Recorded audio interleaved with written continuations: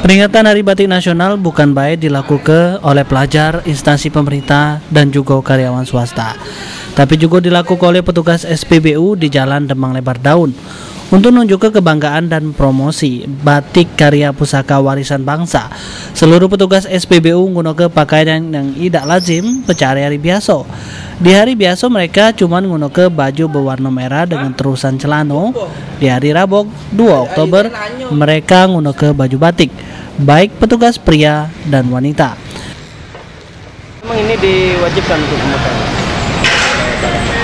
Terus kita juga merasa bangga.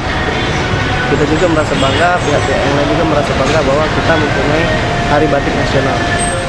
Tepat di tanggal 2 Oktober, UNESCO menetapkan batik sebagai warisan budaya bangsa Indonesia. Oleh karena itu, pemerintah menetapkan 2 Oktober sebagai batik nasional, sebagai bentuk kebanggaan sama promosi hasil budaya bangsa. Sulaiman, PAL TV.